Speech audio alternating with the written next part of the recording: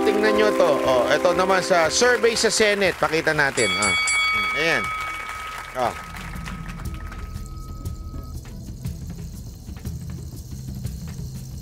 Isipin mo, sa sobrang paninira nila kay Presidente Duterte, siya pa rin ang number 1 choice ng taong bayan, oh.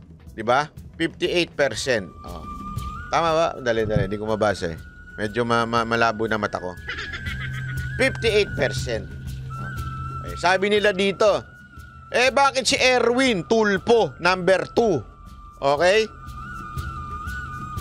Di ba malapit siyang kay Romualdez, so ibig sabihin ba merong si Romualdez? Hindi. Alam mo, ang mga Tulfo is a brand.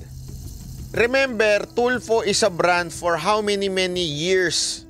Even if maraming nambabash kay Raffy Tulfo, hindi mo mapapagkaila, ang Tulfo Brothers may brand na po yan. Kaya nga tingnan mo, bakit na andun din, pumasok din si Ben Tulfo.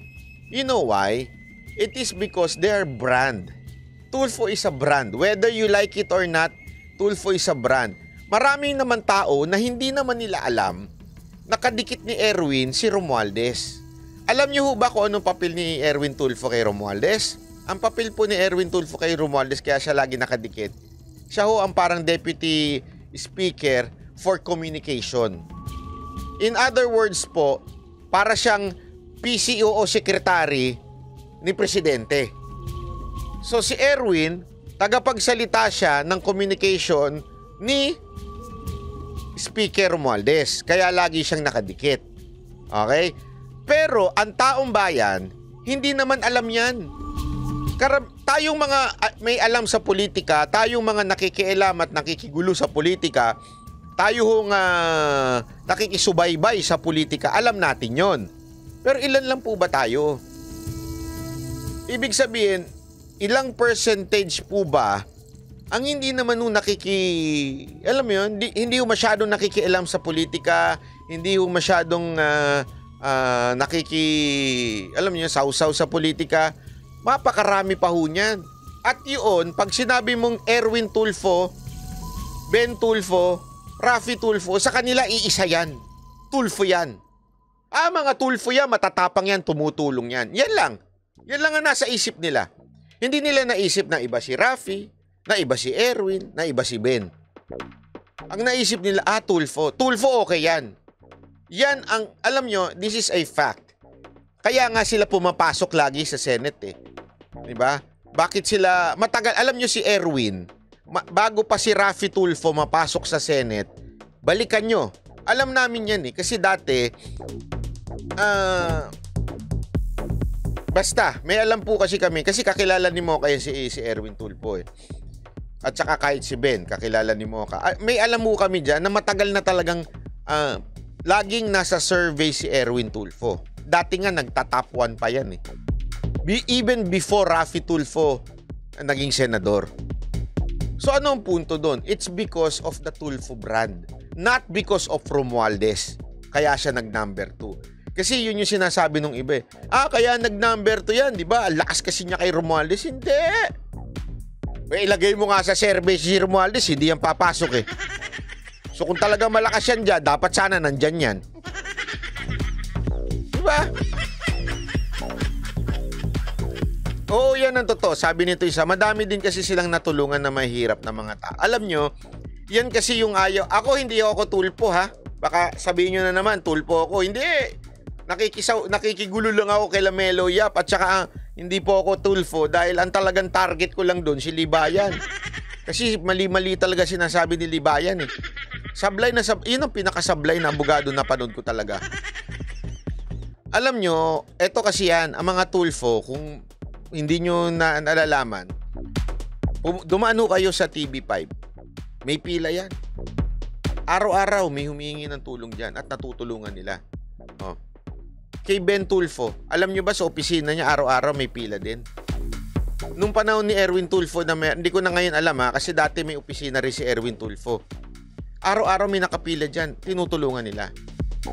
So, whether ano pa ang sabihin natin, maaring nagkakamali si Senator Raffy pagdating sa Senado.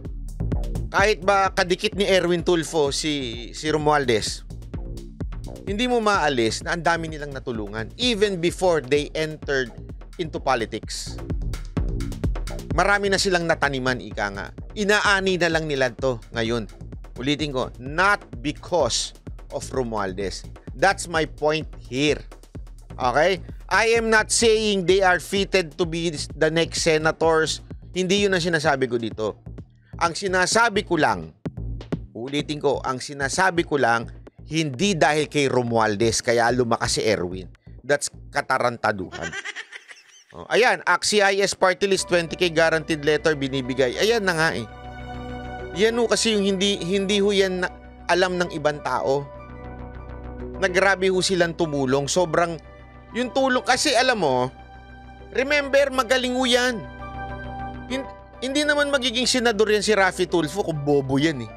Diba? Maaring hindi siya maalam sa mga gawain o protocol sa Senate kasi baguhan nga, 'di ba? Yun kasi yung inirereklamo ng iba na hindi daw marunong si Raffy Tulfo sa Senate. Oh, sige, okay.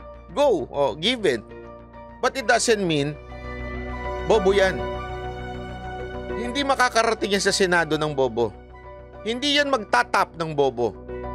Ibig sabihin, nakapagtanim yan sa tao, nakapagtanim yan sa mga politiko. Hindi ka mananalong senador kung laway-laway lang. Yung sikat ka lang, ang dami na nag-attempt na sikat lang, hindi nanalo. Kailangan marunong ka makisama sa mga mayor, barangay captain. Marunong ka yun. Hindi ka pwede yung solo-solo lang. Gina Estrobor, maraming salamat po. So, yun lang ang sinasabi natin. Marami din sablay siya. Yun nga sinabi ko. Ulit.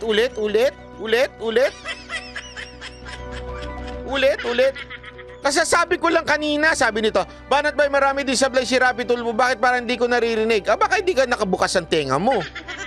Mahirap talaga makinig ang taong hindi nakabukas ang tenga.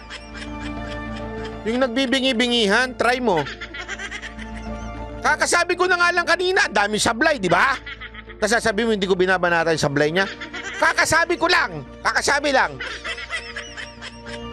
Bungol.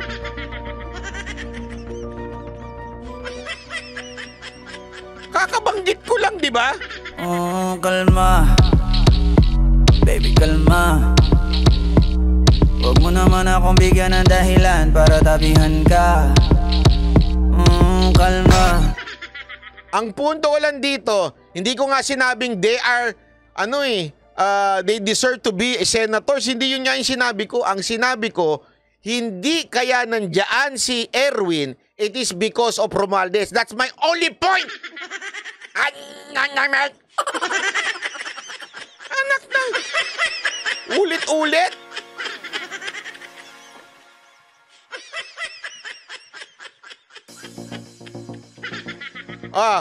Okay. Pero sa akin, sabi ko nga sa inyo, sinong dun among sa tatlong Tulfo? Si Ben Tulfo ang talagang hinahangaan ko. Hindi, ito, ilang beses ko na sinabi yan. Kasi pinanunod ko yan, tatlo na yan. Si Ben Tulfo ang nakikita ko talagang may future to si Ben. May future to. Hindi nga yan Hindi yan mapapel, hindi yan maepal, hindi yan madikit sa politiko, pero bakit nasama siya sa pang 12? May future yung mama na yan. Yung si Ben Tulfo. Magaling talaga yan. Actually, yung firm niyan, at saka yan, dikit yan sa mga Duterte. Yan, talagang, yan ang, Duterte supporter talaga. Be observant and be focused, para walang ma-miss.